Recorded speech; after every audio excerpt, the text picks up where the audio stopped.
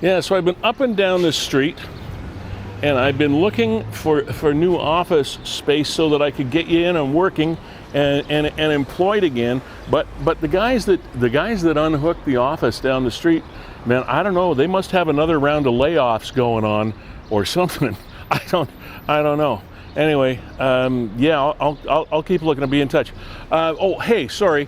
Welcome to Season 3, Episode 14 of Niagara 411 Live. We are fueled by Gale's gas bars, powered by WeeStreem, supported by Performance Heating and Air. How you doing, buddy?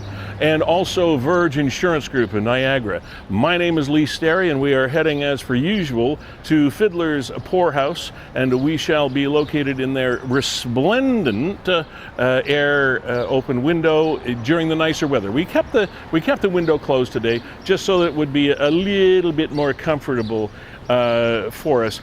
So, big story around Niagara today. You may have seen it just about everywhere across Ontario. Is the Niagara IceDogs are going through a bit of a scandal-plagued news cycle, and we're going to be talking about that. Also, a really cool kind of Easter egg hunt is coming up, and we'll be talking about that with a representative from a company called, or an organization called Grow, which we're going to be finding out about. And in the meantime, why don't we get in and we'll get sorted out, and hopefully I will have a place to call home next week in the office, because it's getting kind of hard to live on the fly. So I guess into every life a little rain must fall. So listen, we're going to join you back here for Niagara 411 Live with Sterry in about 30 seconds. All right, cheers.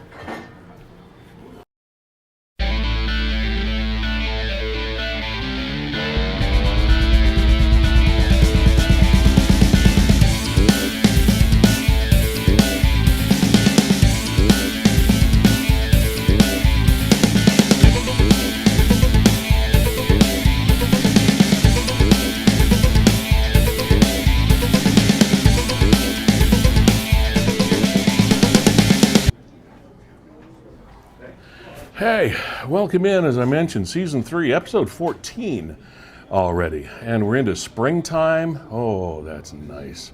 And actually getting a little bit of springtime weather, too. So I'm Lee, and this is the top story that's happening around Niagara today. Whether you are a hockey fan or not is really irrelevant, because one of the premier hockey businesses is OHL hockey in Ontario. And of course, the Niagara IceDogs have been resplendent in their performance in some years, not so resplendent in others, but they are under a cloud of scandal.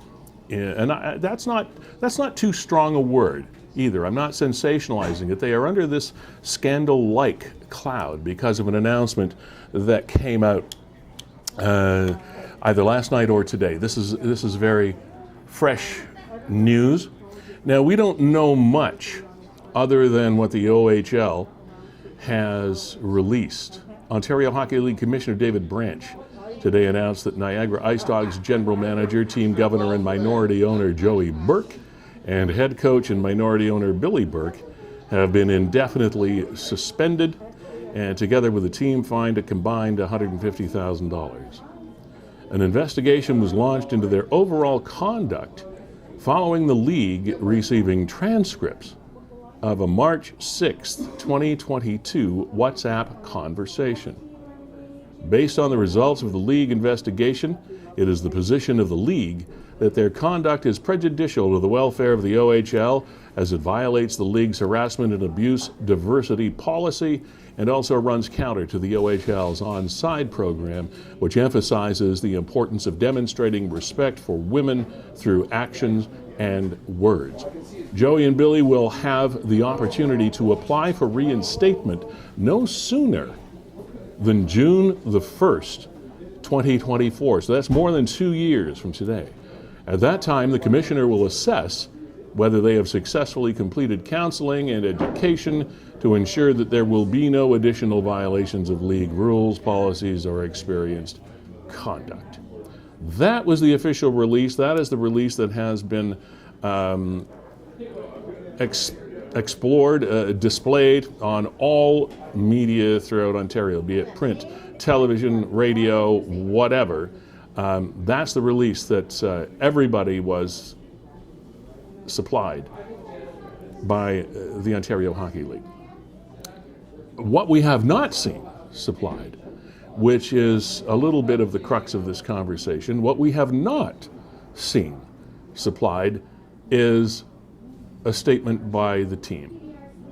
And it is rather obvious by its absence that there has been no official reply or response to this decision by the Niagara IceDogs Hockey Club, or the majority owners, the Burks. So, ladies and gentlemen, this is kind of the topic du jour. I know that people all over Niagara are talking about this. As I said, be you a hockey fan or not, it's a big part of the Niagara culture, this Ontario Hockey League team.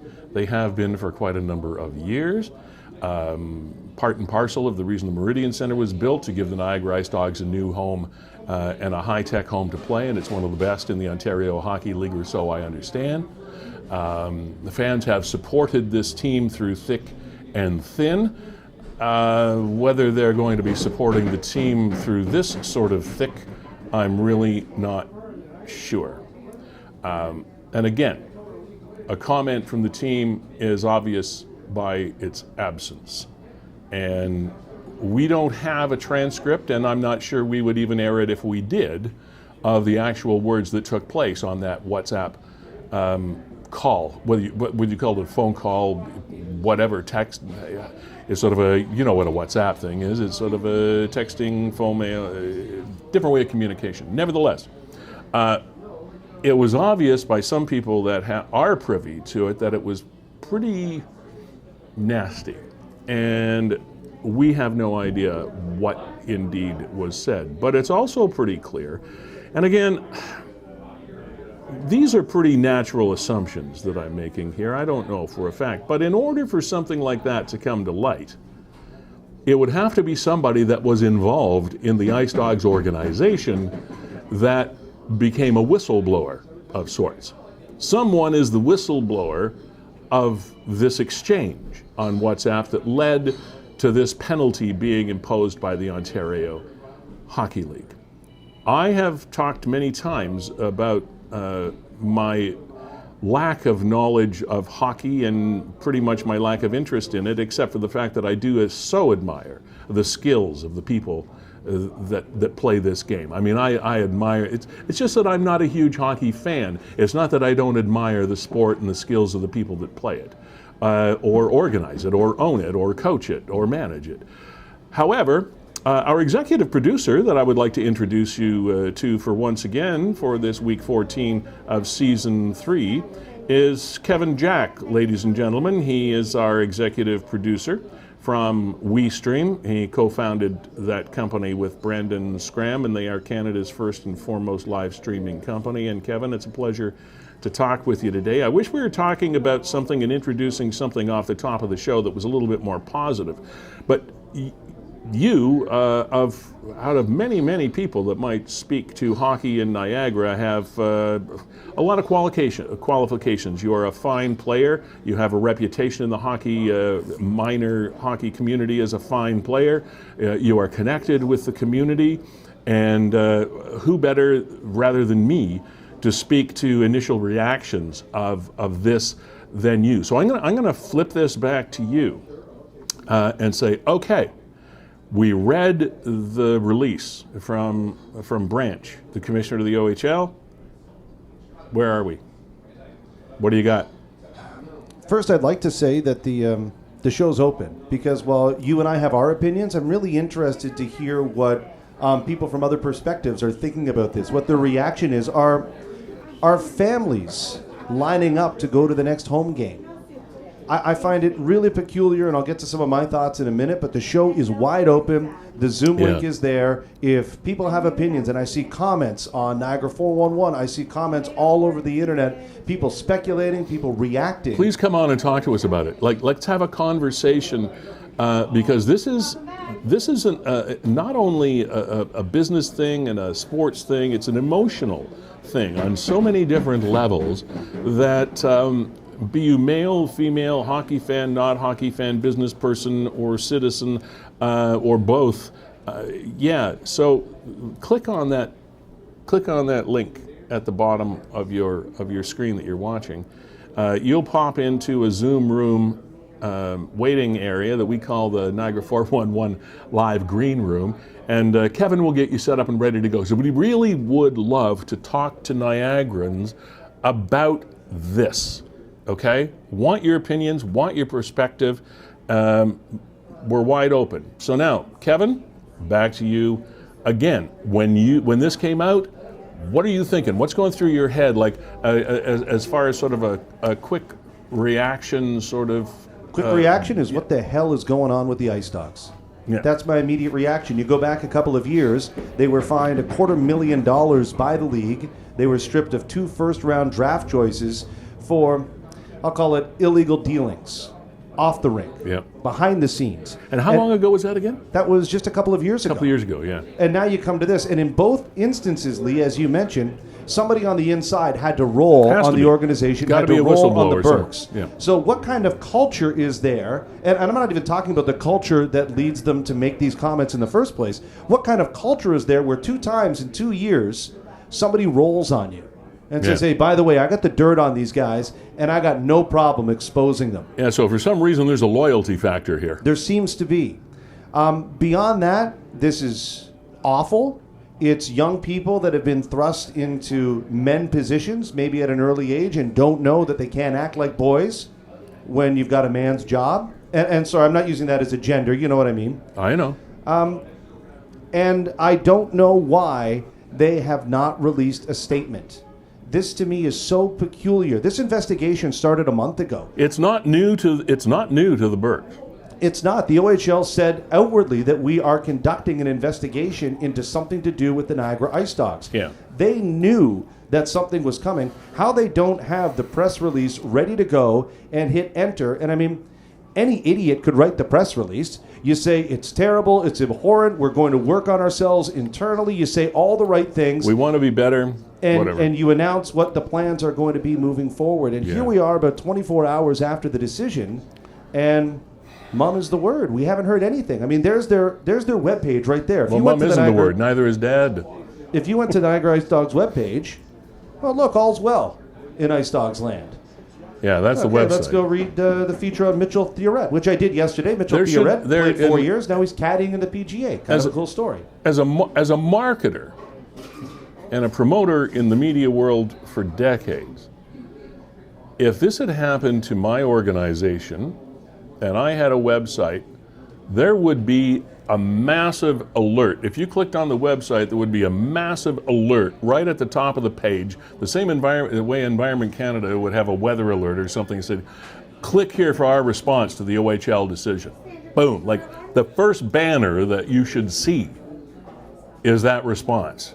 Here's their Facebook page, which again, I mean, sometimes social media a little easier to update than your website, and nothing. Hey, look, this week's top dog of the past. So nothing about derogatory language, about being fined $150,000, about your coach and general manager, the sons of the owners, being banned from the league and through 2024. This is for more than 2 years. Yeah, in the Ontario, well, in the hockey world in general, it's a big thing.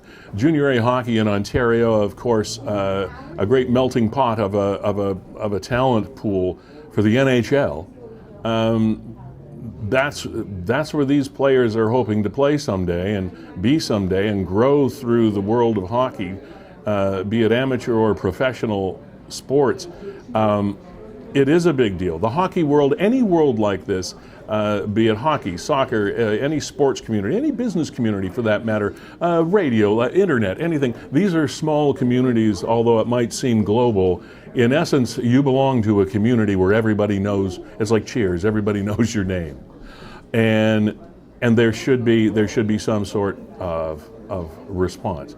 This is a team that has been a pride of Niagara for the years that they've been here. There's been some fabulous players come through the organization. They've had some terrific years, knocking on the door of Memorial Cupdom a couple of times, over the years. So this, to go to your point, Kevin, is a very, very big story for Niagara. Now, one of the things that popped into my mind, and we all have I have 2 sons. They are not involved in my business, but they could just as easily have been over the years. And it's awfully hard and difficult when you involve family in your business. It makes those decisions harder to make. It makes those media releases harder to write, because you're not only talking about a business situation here or a public relations mess, you're talking about family. And anytime you involve those 2 things, anytime those lines get blurred between business or PR and family, it's a whole different sack of hammers. And I feel for the Burke family going through this, because they have to deal with it as a family, as well as dealing with it as an organization. And those sometimes are very conflicting points of view. So I get the difficulty of it.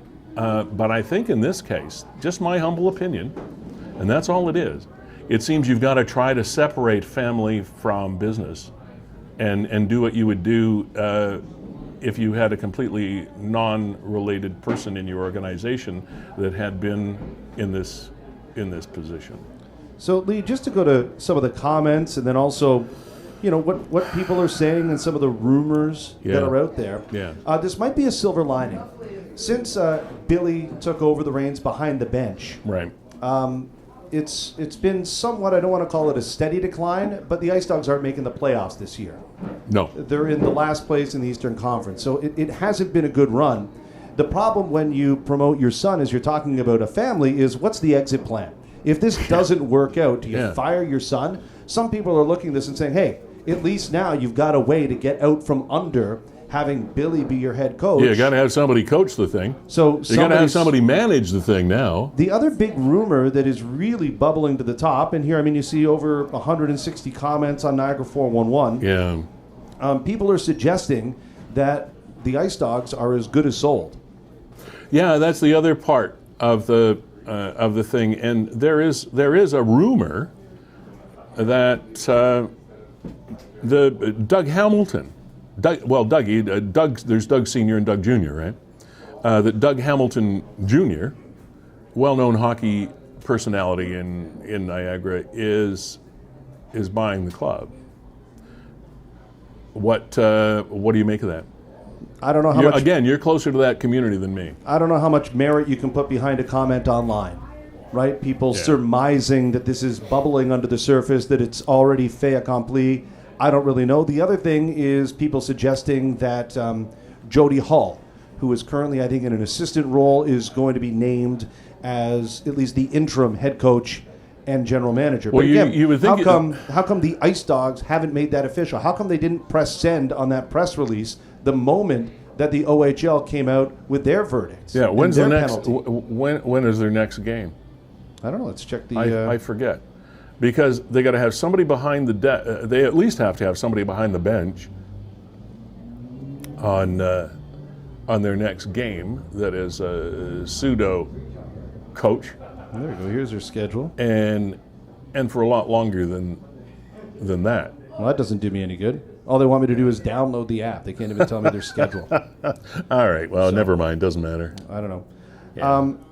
So, Lee, I'll encourage you to take some, encourage people to come on the show. We do have Bree, who's with us today, and she's going to be filling in for you in May, and interested to get her perspective. So I'm going to set that up here in just a second. Awesome. And we'll you do can that. kind of, yeah, you can we'll kind of see that. if we can get some people to come on. I'm not so sure I approve of her sitting in, though, because I don't want anybody better looking than me sitting in this chair. I thought that was part of our agreement. We have to have people that aren't, of course, I guess that's setting the bar pretty low, isn't it?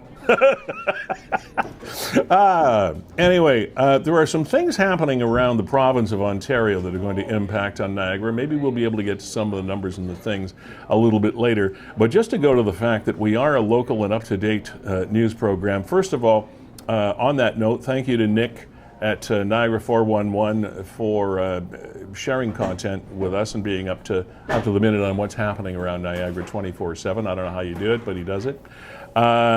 Also, hi Nick's mom. Got to say hi to Nick's mom.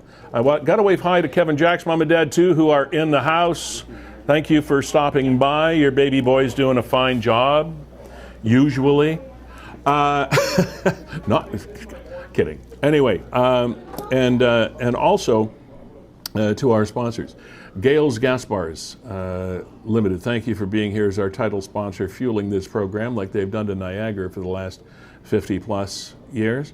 Also to Performance Heating and Air, Carlo and the gang, Verge Insurance Group. Also, thank you, Mark Shirk, Blake Shirk, and the gang. And I want to mention this again because this is one of the most fascinating interviews that we've done over the last couple of weeks. You'll see the rainbow at the top of that Gale's Gas Bars Limited post. They were just recently designated a rainbow registered company here in Niagara, meaning that they have set their bar very high in how they employ and how they treat customers of the LGBT plus community. And there have been not very many organizations in Niagara registered and acknowledged as thus, but there will be more. Once again, Gale's, we're happy to have them as sponsors. They blaze trails for local business, and it's been a tough time for petroleum companies, as you might remember. So kudos to them. Also, Carlo Performance Heating and Air. We're heading into check your air conditioner and your heating system and all your ducts and all that. Get your ducts in a row. See what I did there? Okay. So, Performance Heating and Air, Carlo, thank you. And Verge Insurance Brokers Limited, yet another locally born and bred and supported company here for Niagara. We're going to click on over to Bree, who is going to be taking on a role. Thank goodness that I can take some time off. In May, Bree is going to be filling in this chair on Niagara 411 Live. Hey, Bree, how you doing? Hi, Lee. How are you? I am well. Thank you for coming in to see us today. It's great to introduce you to the group. Tell us a little bit about yourself, your background, what it is you do. Sure. Okay. So my name's Bree Watson. I am the co-owner and co-founder of Improv Niagara. We're Niagara's home for improv comedy. We perform live improv comedy shows around the Niagara region, at Mate Cafe, for example, here in St. Catharines, and also at Camp Cataract in Niagara Falls. We've got all kinds of different shows and performances for people who want to laugh in Niagara. And we also offer classes in improv for anybody who wants to learn this skill, anybody who wants to learn, how to and meet new people and have some fun and try this new skill out. So that's me. We were talking about this a little bit before off the air. One of Canada's premier improv and skit comedy organizations for many, many years, and a lot of the Saturday Night Live alum came through as a Second City, and you also do some work with that organization, right? I am a teacher at Second City as well, and I have been over the past, for a few years, so it was very interesting over the past, let's say, 2 years, having to adapt to doing that on Zoom.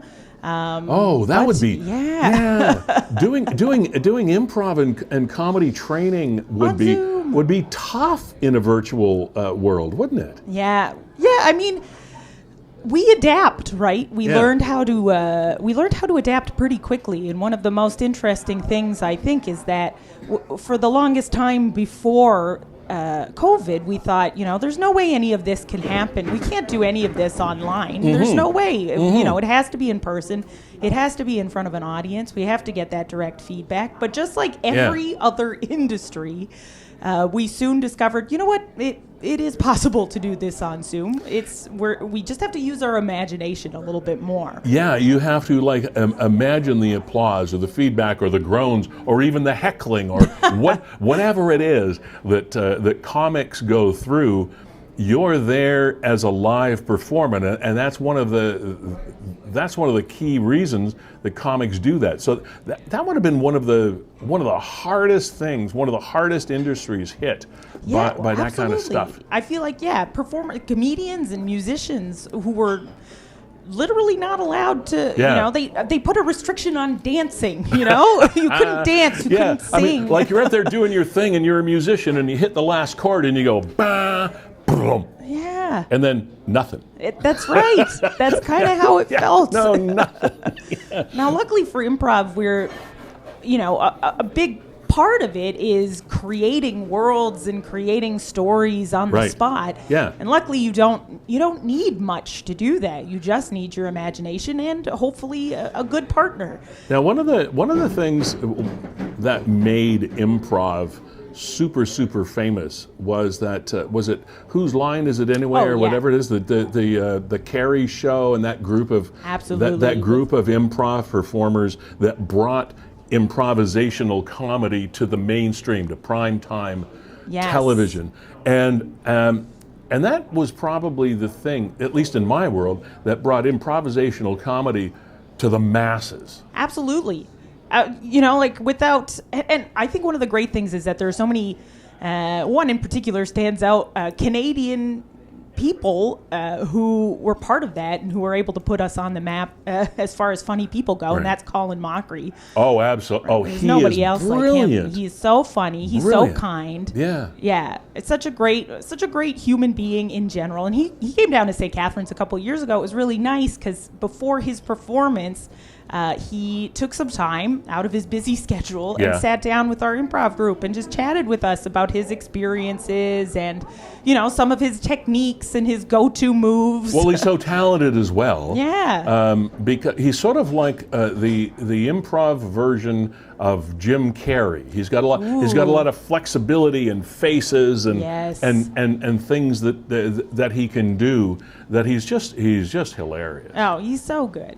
Yeah. He's so so now, and there is a skill set about improvisation, and a lot of people will watch that and they'll think, oh God, how do they do that? Do it?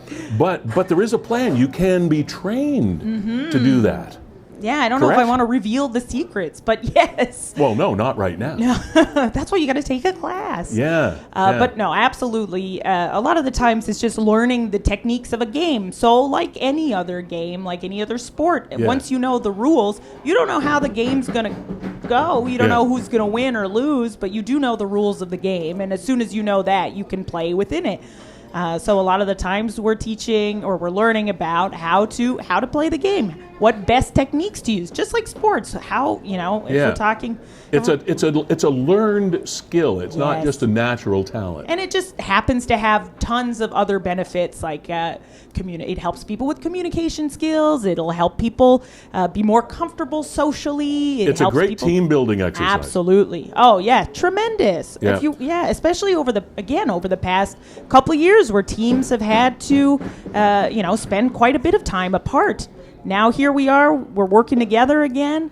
What a great way to connect with your group, connect with your team. I remember years ago, I was managing a group, and I took the staff to an improv, much like what you would do. It was a staff of about 20 people that enrolled to do this. And we did it as a team building exercise, because in order to be successful in an improvisational situation, be it comedy, and it doesn't have to be comedy, it can be serious. It's just non-scripted entertainment.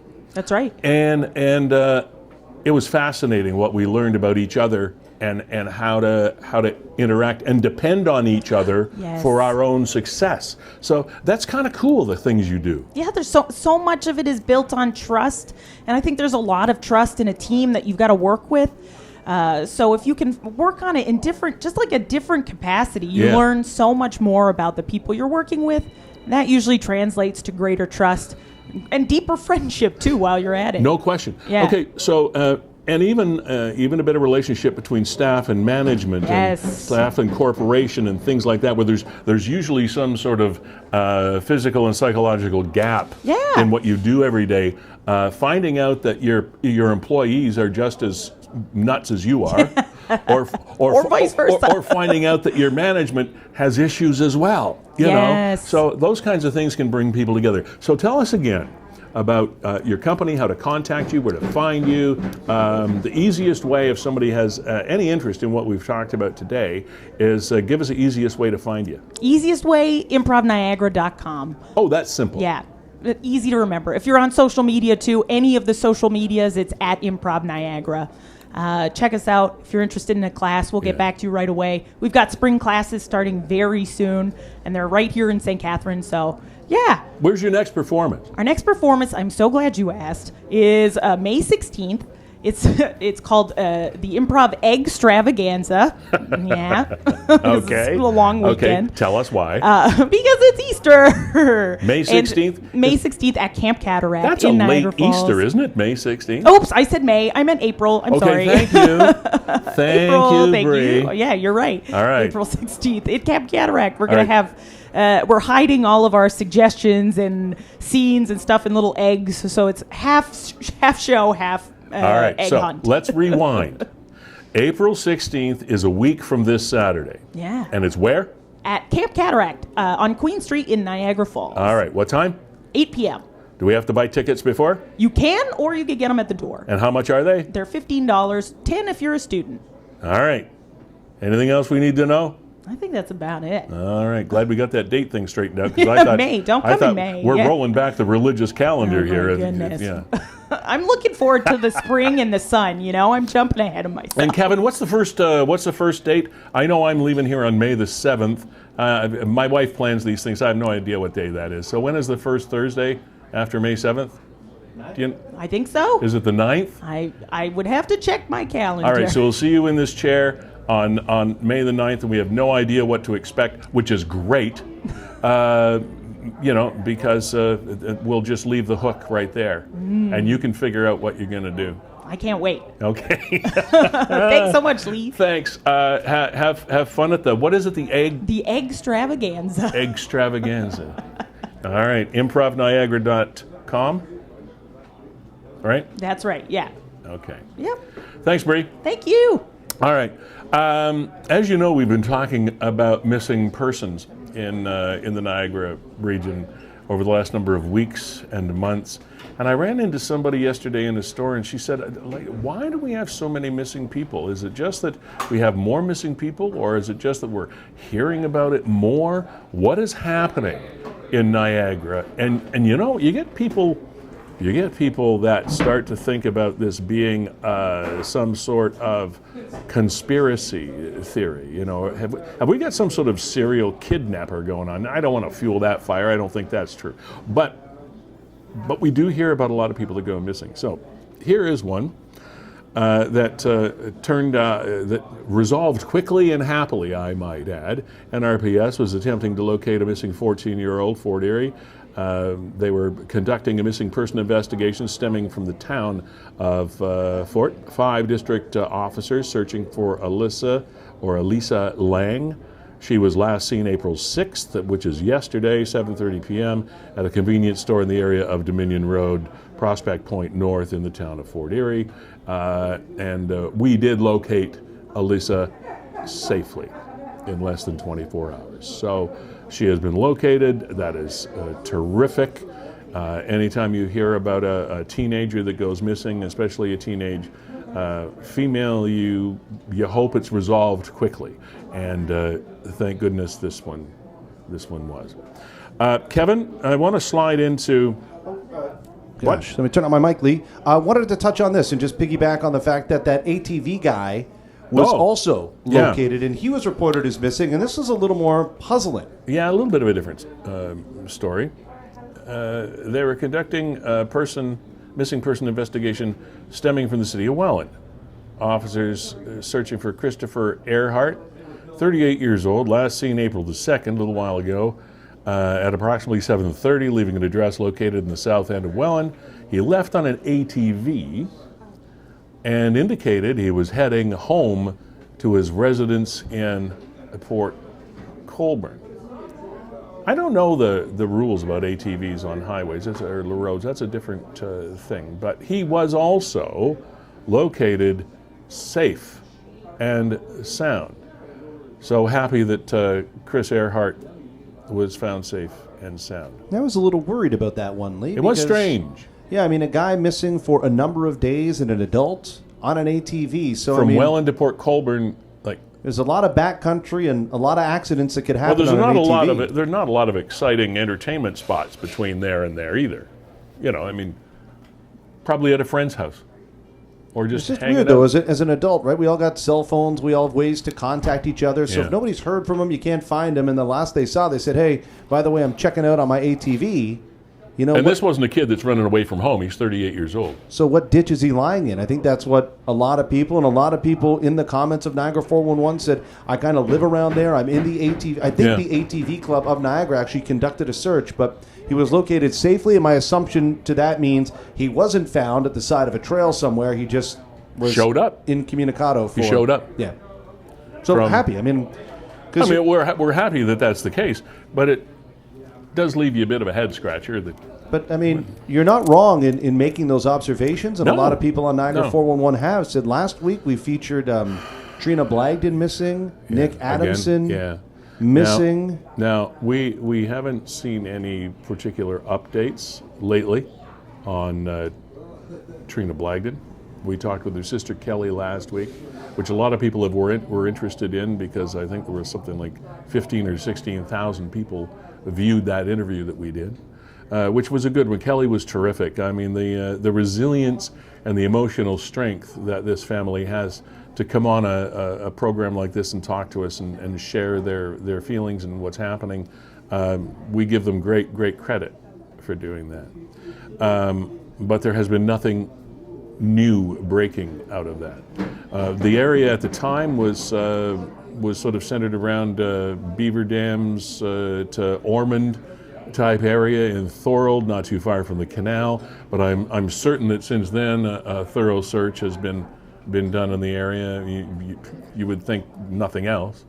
And we chatted with Nick Adamson's brother Jordan last week as well, that went missing between the Moose and Goose and Feulled and God knows where. Now, Kevin, help me out with something. You are on that Facebook group, are you not? Yes, I am. Yeah, the fine Nick Adamson. Yeah. Okay. I missed a connection between his disappearance and some comments that were being held around the boxing club and the mixed martial arts club. Or fighting. Right. So how did that connection come up? I can clarify a little bit, and really it was Jordan that provided more information last week, saying the official police report indicated that he was last seen or heard from outside the Moose and Goose. Right. Jordan said no. He called, I think, his mother about an hour after he was last spotted at the Moose and Goose, saying that he was outside the boxing club. So I missed. So the did he say that on the show last week? Yeah, he said that. Oh, so okay. the assumption was, so let's say he went missing, and I'm just drawing a timeline, 1 a.m. at the Moose and Goose. Well, 2 a.m. now, he is making a phone call and identifying himself that I am outside, and what they presumed was the St. Catharines Boxing Club. Okay. Now, in the group, a lot of people are saying, hey, you know what? There's another boxing mixed martial arts club that's a little closer to the Moose and Goose. Right. And maybe, it's 2 a.m. Maybe he's confusing them. Maybe, in fact, it wasn't the St. Catharines Boxing Club that he was standing outside of. Okay. Maybe it was a little closer to the Moose and Goose. So that was some of the banter that was going back and forth. Unfortunately for my little gray cells, I couldn't. I didn't make the connection so much between all of those comments about the boxing clubs and the mixed martial arts facilities there. But again, one would think that authorities and investigators would have combed that area fairly thoroughly. You'd think. We haven't haven't received any more feedback from that. So, Jordan or anybody else from the Adamson family, if you happen to be watching this, if you want to give us a shout and give us an update, please do so. And anybody else that wants to come on the program and talk about either what we've already been talking about on the program today, or bring something else up that you feel is important to you or someone you know, just click on that link at the bottom of the screen where it says join the show live by video chat. Click the Zoom link in the post. It's that simple. Make sure you get your camera and your audio working on your laptop or your iPhone or whatever it is, and you'll pop into our Zoom room green room, and then Kevin will get you set up, and we'll have a chat about whatever's on your mind or whatever opinion that you have. It doesn't have to agree with ours. Just fill us in on what's going on. Kevin, just want to mention that we have Pam Farrell coming on the program about 12:45. Pretty soon, actually, she'll be checking in with us on a different kind of Easter egg hunt. And I don't want to spill the beans or spill the eggs, as it were.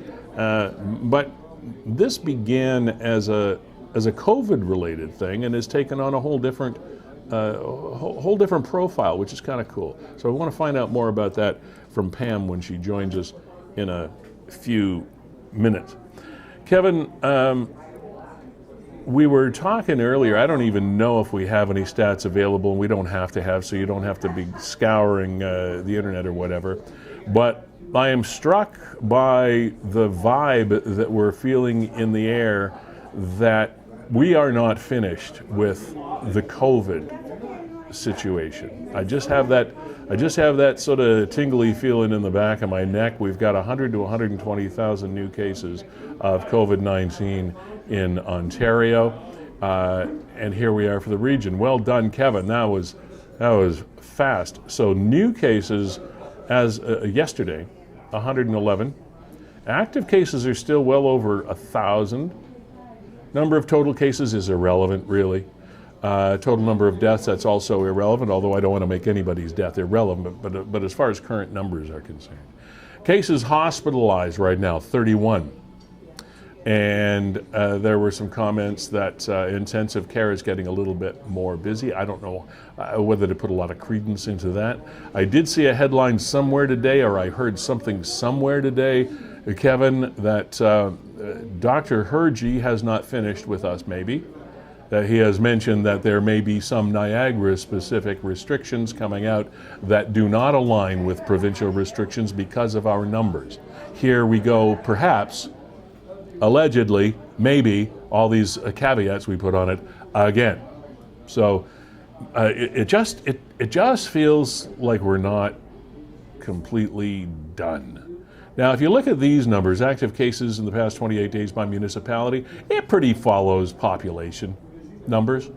I mean, if you go percentages, that's a different thing, but you would expect St. Catharines to be more, you would expect Niagara Falls to be second, and on and on. It goes, it's pretty much commensurate with how the populations are split, roughly. That's my initial reaction to that across the region. I don't think you can really draw any conclusions there.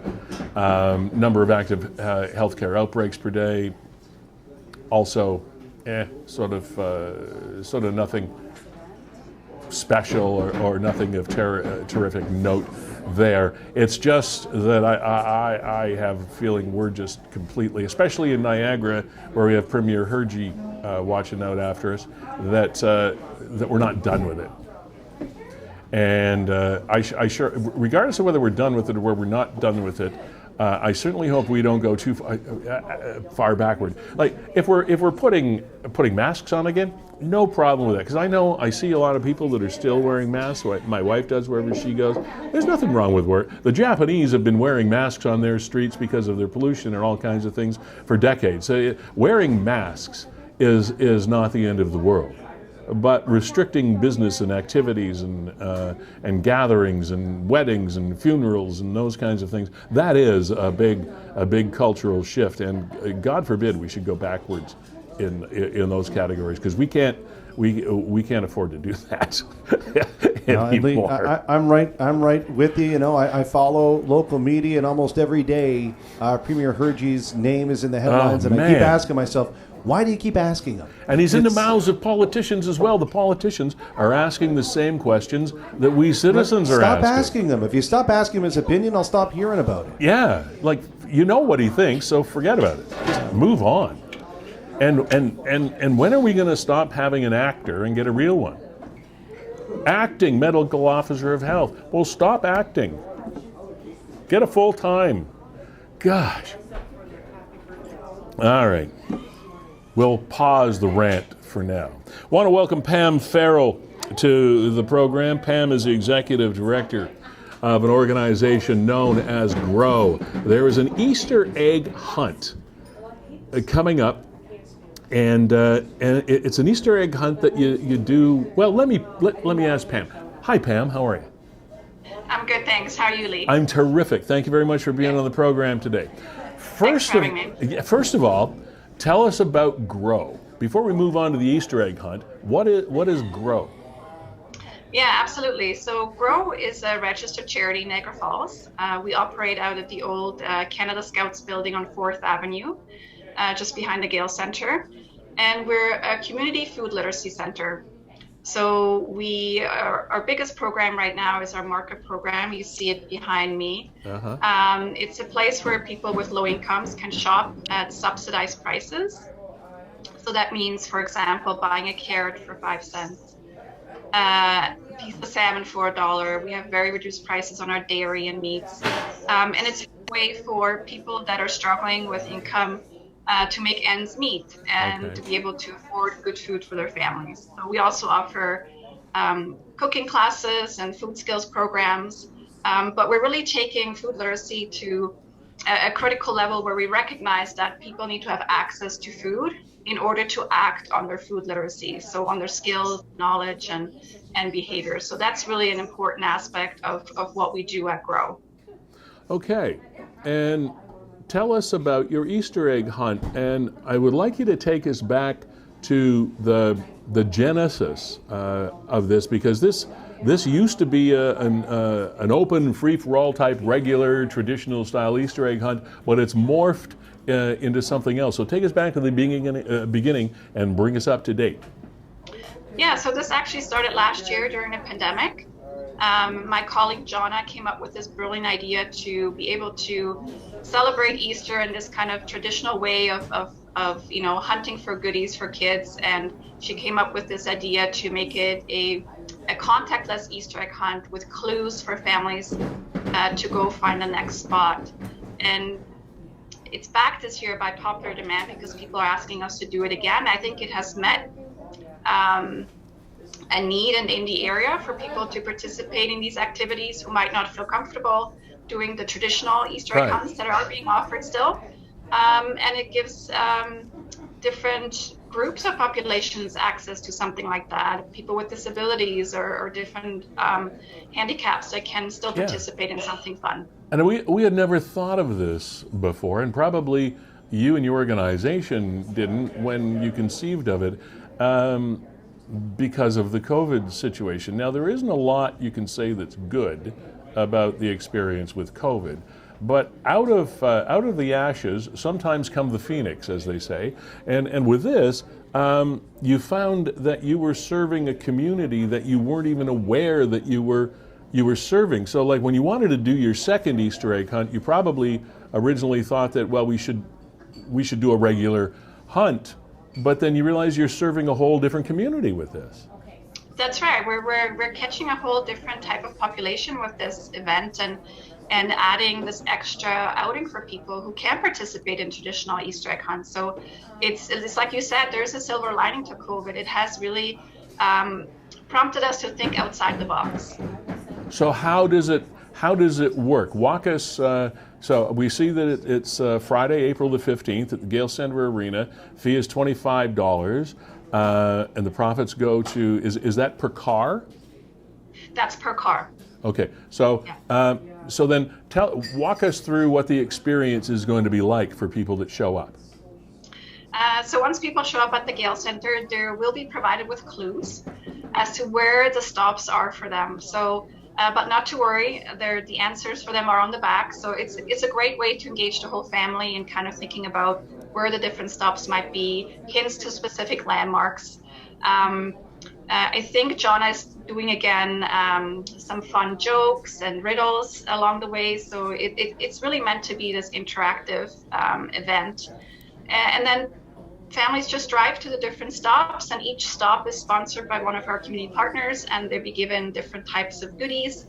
And yeah, so I don't want to reveal too much, but it's going to be a really fun event. That's great. Now, one of the things that I want to bring up is people don't have to speed to get there, right? They just have. No. Because No, we don't want this to be like one of those marathon races where people are screaming to be first or something like that. No, there's no need to be first. And there's no need to rush. Absolutely no. Safety is our first priority always. Yes. And it's really meant to be an enjoyable activity to spend with your family or friends. That's wonderful.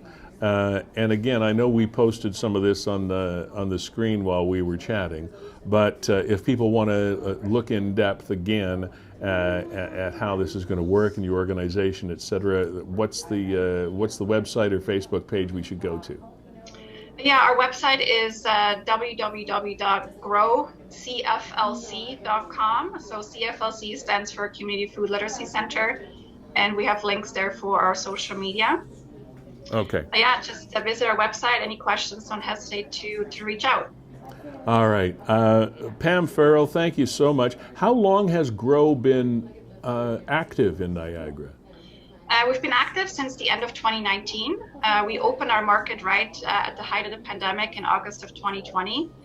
And it's just been a steady increase since then. We're actually at overcapacity for our market right now, so we're looking at different options on how we can expand this program. Yeah. Which might include what we call Grow on the Go, which would be a truck going to different neighborhoods Right. and offering the same types of produce and low-cost items to people that are specifically living in food deserts. Terrific. Well, thank you for what the organization does. I'm glad we had a chance to shine a light on it. The initiative for the contact-free Easter egg hunt sounds spectacular. It sounds like a great day. And again, maybe give us a shout afterward. Let us know how it went, and anything else that's going on with Grow in the future. Don't hesitate to reach out. Okay? Absolutely, I appreciate it. Thanks so much, Lee. Pam Farrell, thank you. Take care. Bye. Kevin, that's up. Again, we moan and groan and have moaned and groaned for the last couple of years or more about COVID.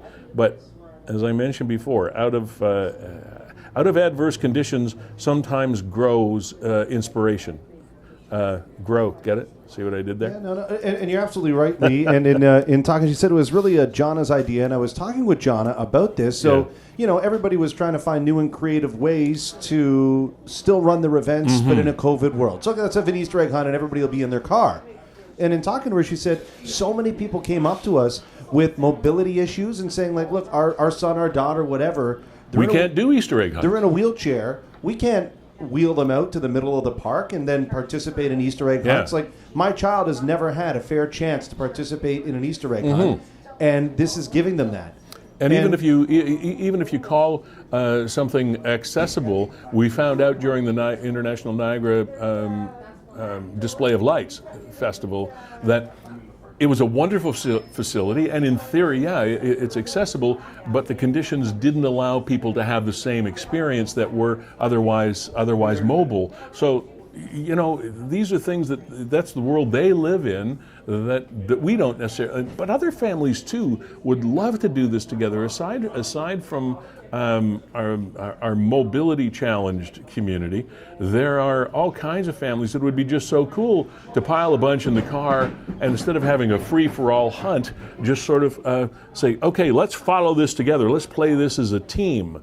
which, I mean, we were talking to Bree earlier about the team aspect of improvisational comedy training. Same kind of deal here. You're working on something as a team, and you can high-five each other at the end of it instead of saying, well, Kevin got 5, and I only got 2, and Lee got 6, and that kid got 12, and instead of you're doing this together, and that's a really powerful really is. thing. And Lee, as a community and social media allows us, we're all so quick to criticize, and I'm not going to say that I'm any better than the next person, but things like this give us lessons in trying to look outside of your own perspective. And I don't really want to out the person, so I've cut off their name, but I mean, here's a comment from the Niagara 411 Post, and somebody very quick to say, oh, come on, let's get back to normal now. Let kids be kids again. You know, like, about oh, this come on. conversation? Yeah, like, why are we having an Easter egg hunt where everybody's confined to their car? Come on, COVID's over, let's just get out there. Because there are people that are always confined to their car. When I saw the post and I saw the comments, I didn't think. I was kind of like, yeah, why are we doing it in cars? Yeah. And then read the comments and saw the response. It said it's not about COVID. It's to include all individuals who are mobility challenged or may have autism or other mental health challenges that can't tolerate being on or around. Or a family that just wants to do things, as I mentioned, like a group. They want to do something together. You know what? It's all perspective, and so many times we just have to step out from our own little bubble to understand that maybe it's not about you.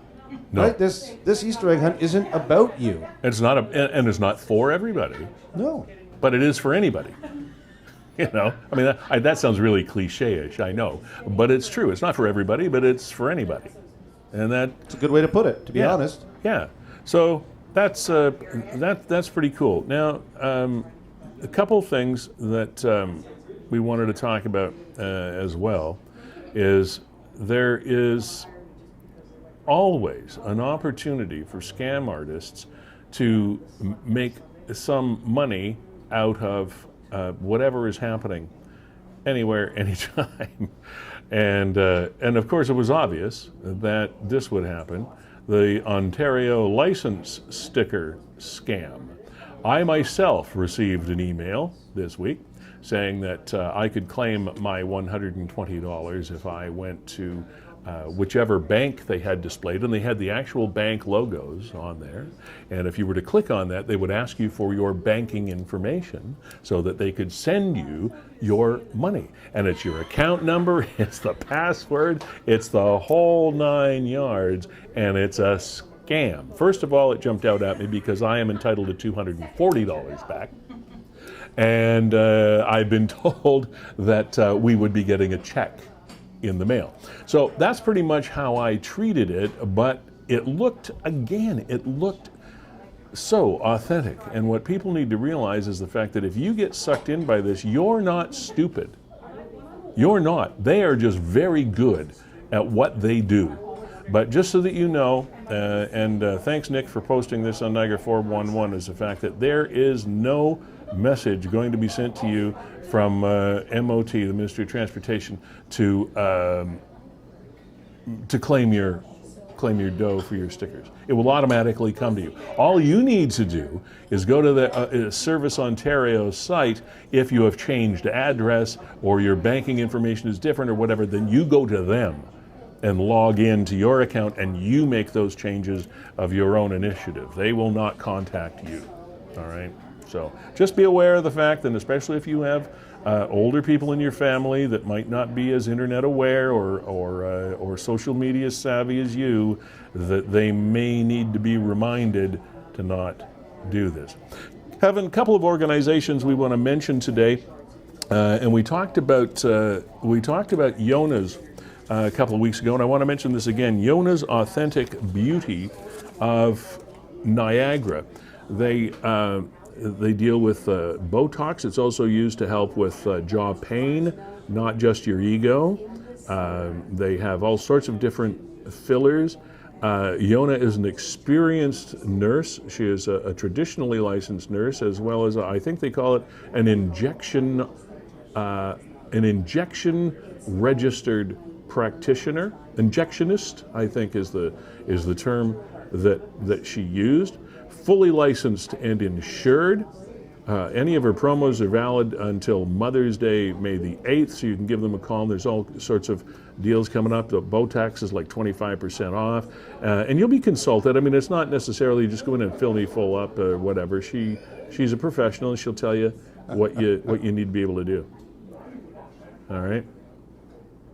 So those are just some of the shots on her site. For a limited time, 411 followers, Niagara 411 followers get $20 off injections.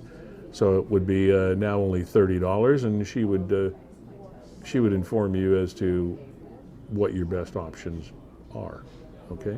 Now, just to let you know, we were talking to Yona as well a couple of weeks ago ourselves, off air, and she does operate out of her home, but just so that you know, that shouldn't put you off.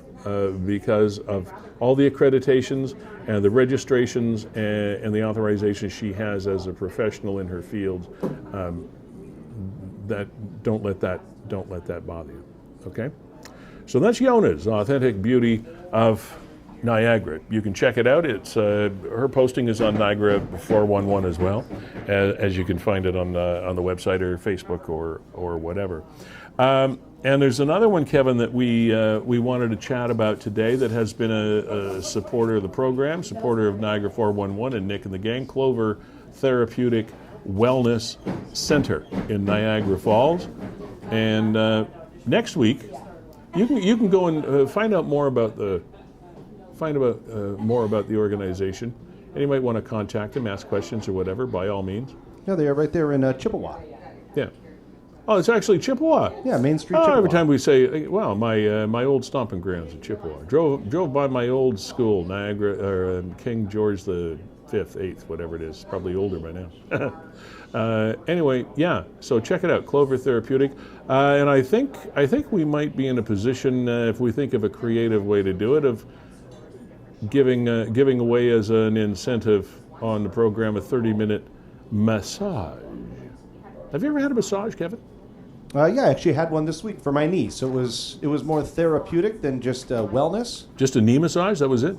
Yeah, pretty much. Worked on the shoulder and this and that, but no, like a real pro massage. Yeah. Never. You? Yes, a few times, and my goodness, some of them have been sports injury related, like yours, like therapeutic type massages. But anytime I get a massage, it's a deep tissue type. It's not just throw some oil on and give you a rub. It's a really good tissue massage, and man, nothing will make you feel more rejuvenated than that. The very first time I had one, I was actually living in Winnipeg, and I went to this young lady who I think she enjoyed the massages almost as much as the patients. And I'm not talking massage. I'm talking a real, honest to goodness, up and above board massage. And man, she was so good. And the reason she became a masseur or masseuse or whatever it is you call a female massager is she used to do professional massages for athletes that came in after things like Ironman runs and cycles and things like that. And they'd go into a tent and they'd do a massage before they went out on the next run of their sport. And she said she became so addicted to getting massages when she was an athlete herself. She used to sneak into the tents so she could get another one. So it really is a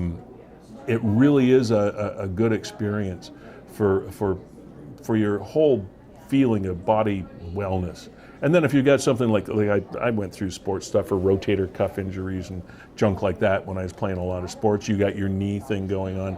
That's a whole different byproduct of massages. But for stress relief and muscle relief and better sleep and all that kind of stuff, shop around and make sure you find somebody that's right for you.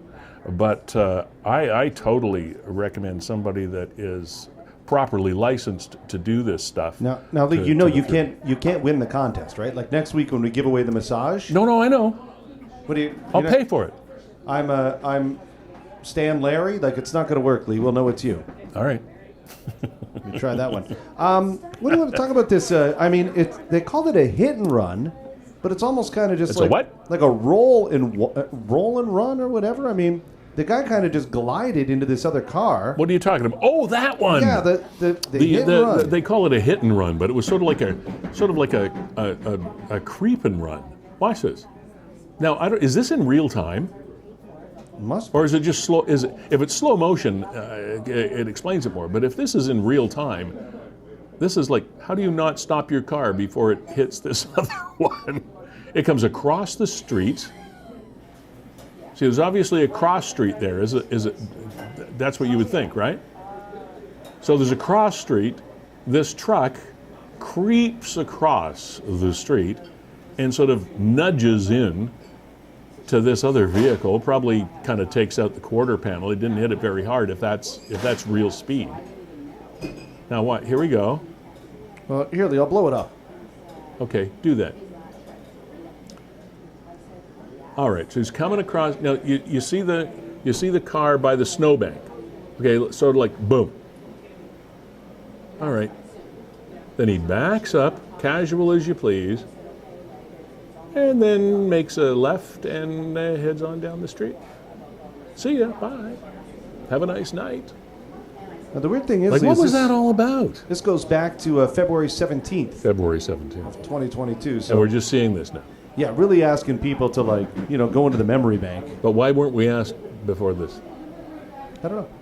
It's 2 months later. The power of people, though, in the comments, they've identified like the make and models. People know so much about cars and automobiles. Like even on that, Oh yeah, people could identify that they're able to vehicle. say. I think people are saying like a GMC Sierra or something like Something that. like Somebody that. even had the trim level because there's a little decal on the front quarter panel. Oh yeah, It said, I mean you it's can pause these things and blow them up. You can find out. I mean, all I can tell, Lee, as an amateur, is that that's a pickup truck. Yeah. Beyond that, I couldn't tell you anything Okay, more. but what are your impressions? Is this? I saw some comments saying this was obviously, you could tell it was obviously done on purpose. Well, I don't know that. It looked, if you look at it in that speed, which somehow it indicates to me it's not real speed. It just looks too slow. Here he comes, kind of. It's kind of like look, I mean, it's kind of like he fell asleep at the wheel and like. there's a clock at the top. This is real time. I see that little Oh, clock. I didn't. Yeah, yeah. But yeah, I just rolled. My guess, 12:30 at night. My guess is But it somebody looks like the guy fell fell asleep. asleep. That's kind of my guess. Just fell He's sitting asleep. there, clunk, and I better go home. The car was. Was that barely an idle speed? A little faster than that, but not much. It just sort of ho hum. Here we go, and oops! Look at what I did. Better go home and sleep it off. I would almost guarantee it's somebody that's impaired, because or like somebody did say in the comments, it was on purpose. But it doesn't look to me like it was some sort of vendetta. I'm going to go bash into this guy's car. Yeah, that's the best you got? Because I don't like his face. If that's a vendetta, that's the best you got. Yeah, you got to do something better than that. And then there was this one here, Lee, which I thought it was if anything just confusing about this hit and run on Niagara 411. Friday, April 1st, Yes. and they say this is believed to be the suspect vehicle that was left in the parking lot. So my assumption is the vehicle itself was stolen. Yeah, and then it was in some sort of altercation, parked, and then the entire rear fender apparatus fell off the car. Or it was hit there, Kevin. No, they say this is the suspect vehicle. So this is the car that did the hitting. That's the car that did the hitting? That's our assumption. And then parked there? And then parked And there. then the ass end fell off? And then they fled. If you look in the comments, let's see. Must live in this apartment. This is the suspect's car. Yes. People flew through it all the time. This is what confused me. Okay, here. Yeah, I'm just trying to catch up. Somewhere in here they said that, two guys got out and took off. There you go. Nicholas. Okay, thanks, Nick. The driver of the car was a male around the age of 50 with one male passenger. Both were seen by multiple witnesses leaving the car with bottles of alcohol. Surprise. They abandoned the car at the apartments on Glendale and ran on foot in the alley beside Sobeys. But So you're talking, I think, like Glendale, right in that Sobeys Plaza, and there's kind of a trail that winds its way in towards Meriton. And I yeah, guess not this would far be- from where the keg is, and not far from Exactly. not far from the 406 in that area, Burley Hill area. But the back end of the car fell off. If that's the suspect vehicle, why is the back end of it falling off, Kevin? Did he back into somebody? I don't know. It doesn't happen if you drive into somebody. I mean, look at that. The whole back end is coming off. And then whoever's car this was, like, did they catch up with them? Somebody pointed out, Lee, and I actually found this to be quite humorous, that if you look at the license plate, it almost describes the situation because it's C-Dem-1. C-Dem-1. And that's what Nicholas did, right, in his comments. He saw them run. C-Dem run. And that's what they did. All right. Well, there you go. Lee, musically, coming up at the Strange end of the thing. show, going to feature some music from Foolproof. Okay. And I think we've played this before, but it features our old friend from SAS Fitness. And she's in doing pole dancing through Shannon? Yeah, she's in doing pole dancing in the entire video, and it's very cool. It's shot very well. So we're going to play that as we kind of wrap up the show here. So in 15 minutes. who are the name of the performers again? Foolproof. Foolproof. Yeah. That's the band. Yeah, local band. And the name of the song, do you know what that is? I will get that to you by the end of the show. Okay, thank you, and I'm sorry for putting you on the spot. It's okay. I can handle it. I know lots, but I don't know everything. Oh, you know most things. Where do you want to go here, Lee? Well, what I would like to do, first of all, here is thank once again our sponsors, Gale's Gas Bars, for fueling this program. It's a big deal for us because we were blazing some trails with this show, and we wanted partners that were not afraid to blaze them with us.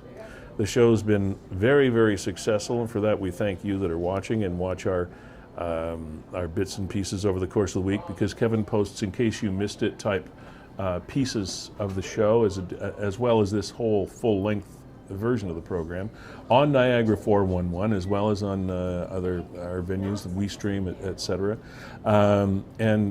And you've supported us, Gale's Gas Bars, as our title sponsor for a long time now.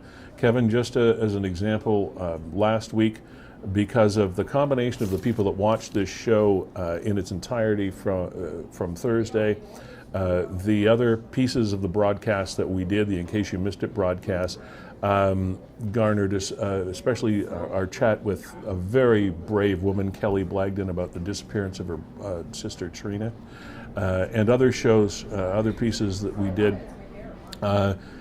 We had well over 40,000 views between last Thursday and this Thursday of that one show, when you add all the numbers together, which is, it's astounding for a startup business like this, and we thank you for your support. Gale's Gas Bars, you will notice by that rainbow line, they are one of the very first and one of the few rainbow registered companies here in Niagara. We also did a great week, or was it last week or the week before? Week before. Yeah, and you can find it. They're all archived either on Niagara 411 or on YouTube if you want to check that out. Being a registered rainbow company, rainbow registered company, is important because it guarantees people that are your customers and your staff that you are going to be treating them all properly and with respect. Also, Ontario's only petroleum company that is registered as a fair wage organization in Niagara. The only petroleum industry so far to be a living wage registered company. Carlo and his gang at Performance Heating and Air. We've got to talk to Carlo soon. We haven't chatted with him in a little while. Want to find out what's going on in his life and this company as we head into springtime and air conditioning time and all those things. So Performance Heating and Air also with us as a supporter for quite some time, as has been Verge Insurance. Mark Shirk, Blake, and the gang at Verge Insurance Brokers Limited. And Kevin, what I do want to do is, as I mentioned earlier, when we were talking to Bree, Improv Niagara. I just lost the word improv. Improv Niagara. Bree's going to be filling in for me on the 9th of May when I'm on vacation out west. And we talked about the fact that that was one of those companies, as there were many, that were impacted by the way they did their business and the way they did their presentations and their training and entertainment and all this other stuff because of COVID, and a lot of it was done virtually. And the first thing that I thought of when we were talking to Bree about that was how that also changed, but also gave an opportunity to your organization, WeeStream, because of the technology that you use and you use so well. It supplied a need that a lot of organizations had throughout COVID that not very many companies or not very many people knew how to do. Like you brought virtually dozens, pardon the pun, virtual, but virtually dozens of people together to participate in weddings and other gatherings that ordinarily they would have maybe had to do a conference call. You're bang on. We're actually doing a lot of hybrid stuff right now. And okay. Hybrid's a term that gets interpreted a number of different ways. The way we interpret it is full integration, where you have people that are joining online that have the same experience that the people in the room are having. Right. And it's interactive. The people at home can raise their hand and they can speak and talk to the presenters or talk to the room the same that the people in the room can. It's equal opportunity. And you can actually hear that applause that live performers might be missing from just a Zoom thing. So or it whatever. looks seamless, and then if they want it streamed as well, the presentation on screen, the way that you see it here, Lee, is it looks very professional. It looks like what the talk shows would look like. I mean, it's funny because we sit here as WeeStream and I'll look at like what Ellen DeGeneres was doing during COVID, right, where she would basically have a TV next to her and she'd be talking to a TV. And that's exactly what we do. So the biggest brains... And we do it at least as well, if not better, and they've got millions of dollars to spend on these things. Exactly. We do it for a fraction of that cost because, to be perfectly honestly, it's not that difficult. All you need to do are hire the right people. We are the right people. We know what we're doing. We know how to do it. And to give you an idea in the Niagara region, tonight I will be streaming St. Catharines City Council. So we do St. Catharines, we do Niagara Falls, we do Waynfleet, West Lincoln, Port Colborne. And if you see any of their live productions of their city council meetings, that's us. That's us. Yeah. That's our cameras. That's our technology. And we get in there and we do it. Not only do we do it well, but we do it dependably. And a lot of people in this industry, that's what they're looking for. Can I depend on these people to show up and deliver a professional product? Yeah. And I mean, you just look at our growing list of clients, and it's a testament to exactly what we've been doing. And we're right here in Niagara, a small little company. We love working in Niagara. So get in contact with us. How many people have experienced family or friends' weddings, for example? And there's somebody from either the family, which is the worst, or an AV, which is like the second worst background, that will set a camera up at the back of the church or the front of the, and you've got this static shot with crappy sound echoing through the whole thing, and to boot, you got photographers running around and getting in the way, clicking things, and it's like after the fact you've paid for something and you go, what the hell was that? No, absolutely. There's a lot of amateurs that tried to throw their hat in the ring during COVID, and we've been at this since 2015 with our sole focus on live streaming. Yeah. And then again morphed into doing more hybrid things. And now you give somebody a free quote. Sorry to interrupt, but like somebody says, Kevin, I don't know if we'd fit. I don't know if you'd fit us or whatever. But we got this thing, and I heard you talking. How would you do this? You know what, Lee? We do that all the time. I'll give you a ballpark, and more importantly, I'll tell you if we're not a good fit for you. And the example is, I mean, during COVID, at the onset of COVID, when sports were still ongoing, but all of a sudden parents weren't allowed in the arena. And that's a big deal here in Niagara. I got a lot of connections to the hockey community. Yeah. I had parents calling me daily saying, hey, can you live stream my kid's hockey game? What would it cost? And I looked at them flat out, and I'm somebody that volunteer coached for 5 years. 5 years I gave up my time to coach kids for the Niagara North Stars program here in St. Catharines. Right. And I tell them, I can't take your money. This is not where your money should be going. So I said, here, I'll give you some advice if you want to do it yourself. Yeah. I'll even talk to the organization. I'll show them what equipment to buy and how to man it and operate it yourself. And that's important. That's important. I'm afraid I'm not the right person for you, but... And the reason I'm not the right person is because I can't take your hundreds of dollars. That's not what you should be doing. I mean, a lot of minor sports is volunteer driven. It's on the back of parents. I want to see you take $1,000 and buy your children $1,000 worth of ice time or specialty coaching or whatever it is. Throw a team party.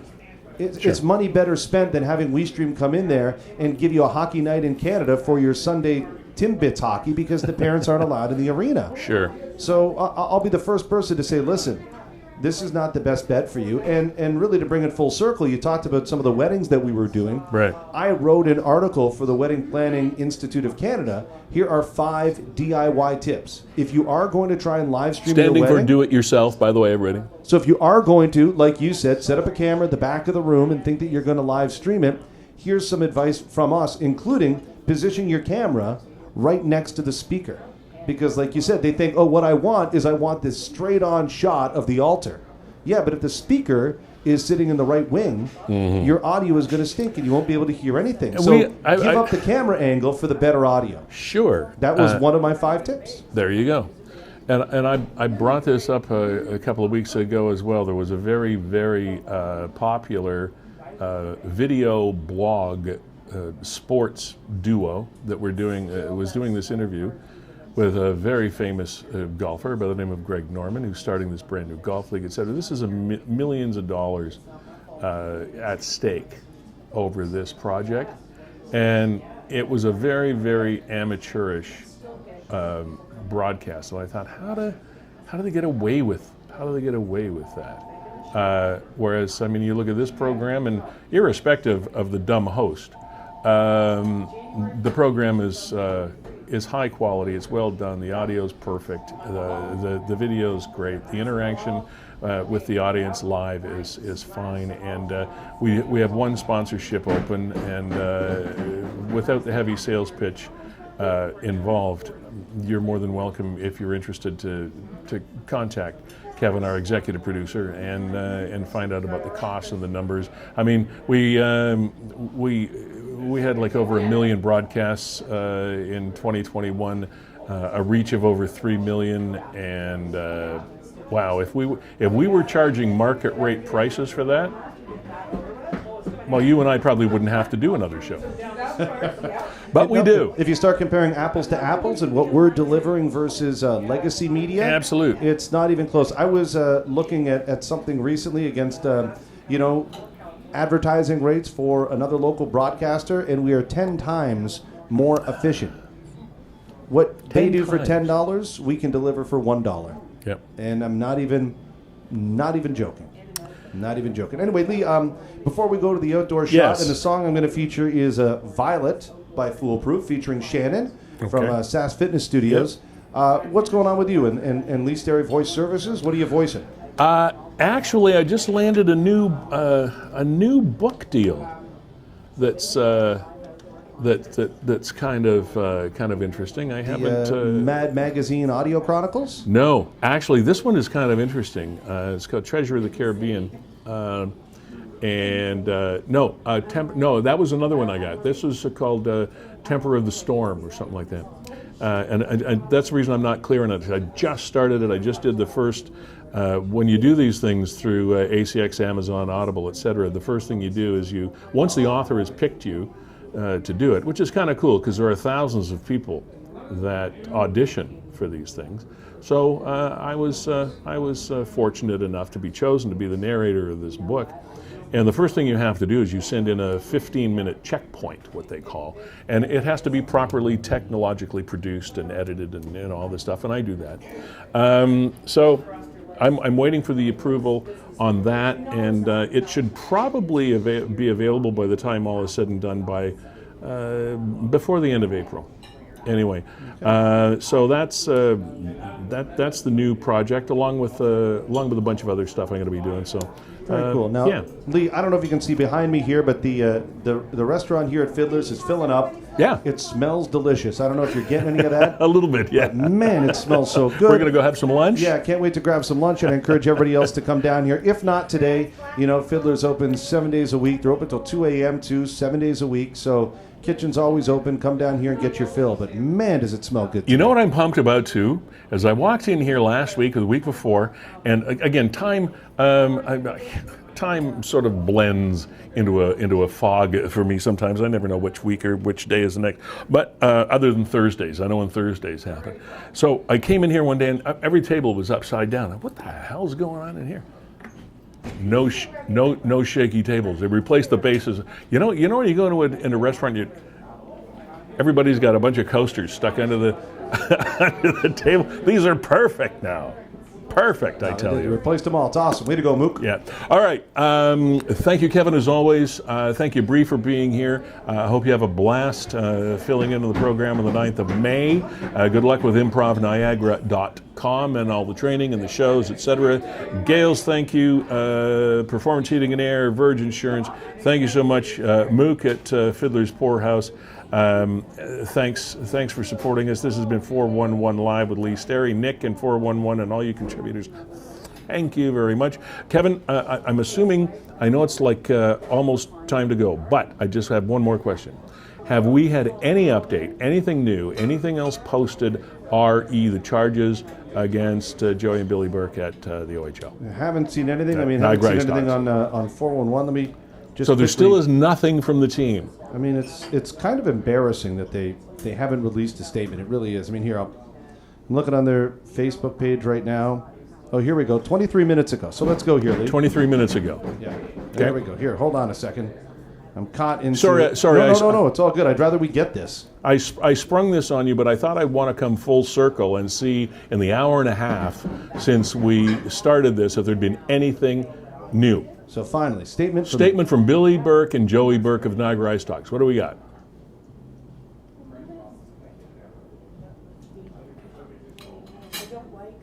We are devastated by the sanctions brought down upon us and the Niagara IceDogs by the Ontario Hockey League. Certain media outlets are taking liberties speculating on what was said and about whom. To be clear, we were venting in a private hockey staff WhatsApp group chat about the perceived lack of coverage from the league after a win. Unfortunately, we did use profane language, but it was not racial in any sense, nor was it abusive or directed at any IceDog staff member, male or female, or any players. Embarrassed by our text, we deleted the message right away and apologized directly to our female staff for a vulgar slang word that was used. We also apologized to everyone involved in the chat for the language and tone long before we knew the chat was leaked. It should also be noted that in the 14 years that we have worked for the team, we have never had a complaint brought against us for any inappropriate language or behavior towards any staff or player. Although we are heartbroken, we understand that our positions within the team and the community should have held us to a higher moral standard, and for that we are truly sorry. We take great pride in the diverse makeup of our team and our alumni, and we have always strived to create a safe and respectful environment, both inside the dressing room and the office as well. We are very proud of the team that we've put together and have all faith that this team will be competing for the Memorial Cup in 2 years, and we wish our players, staff, and all IceDogs fans nothing but success. Okay. Well, there you go. We have been able to come full circle. Kevin and I were venting that we were surprised there had been no statement by the team or the Burks, and now there has been. So I don't know. Does that sit well with you, Lee? I have no comment, Kevin, whether it sits well with me or not, because whether it sits well with me or not is irrelevant. I think whether it sits well with the community that they're involved with and the people that are directly involved with whatever that conversation said is between them, the league, and the team. I can't voice an opinion. I don't know them that well, and I don't know the details of the circumstance. All we can say is, hey, here's what the OHL did. Here's the response from Joey and Billy, and I'm assuming it was sanctioned by the IceDogs. So we'll find out where the chips lie once they fall. And I'm glad we had a chance to do that, to sort of wrap this thing up. All I'd say is it seems that there was only one appropriate response, which was to say we are extremely apologetic and we were in the wrong. That's not what that said. Not that directly. It was alluded to, but... There's only one answer to give in this situation, and that was not it. Apologies are different things, and they strike people in different ways, whether they're actually apologies or whether they're not. But anyway, we present you with the facts, and you can make your decision however you feel is appropriate. Ladies and gentlemen, that'll do it for Season 3, Episode 14, and we shall now play you off the stage in a video featuring our former landlord, Shannon, from SAS Fitness. SAS Fitness, yeah. This is Foolproof and Violet. All right. Have a great weekend, everybody. Cheers.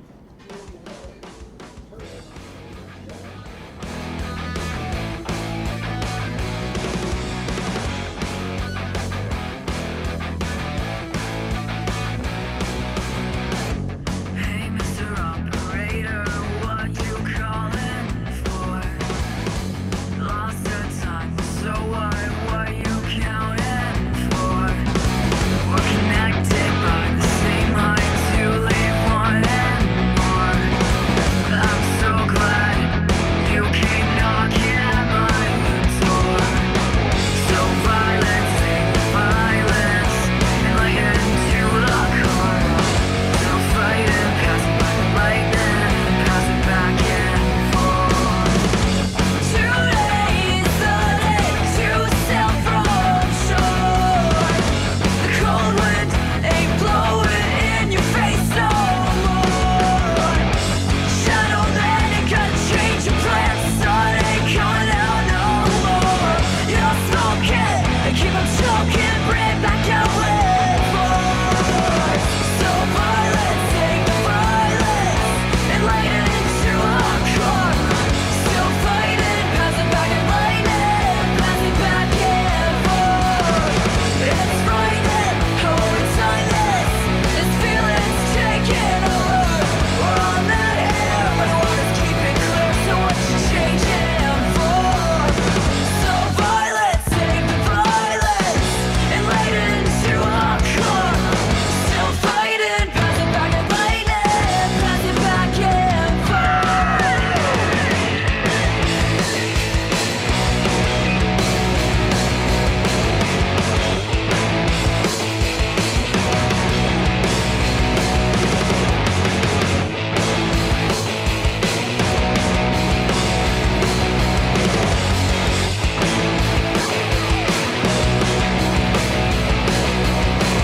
So violent, save the violence and light it into a car.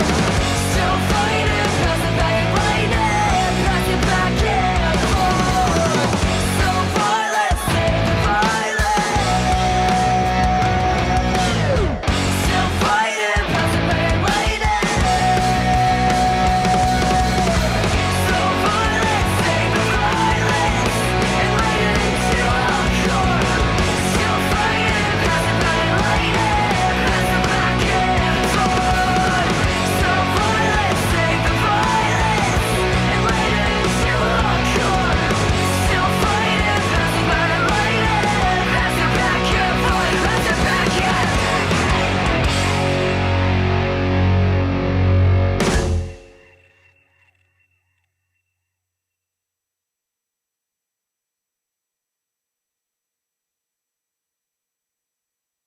With MailChimp, you can design beautiful marketing assets in no time at all, thanks to MailChimp's AI-powered creative assistant. It's pretty neat and kind of magical. You are more than a small business, and MailChimp's got more intelligent tools to help you grow it. MailChimp, built for growing businesses.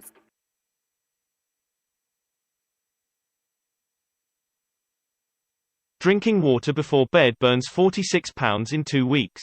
If you are struggling to lose weight and you're over 25, then you need to hear this.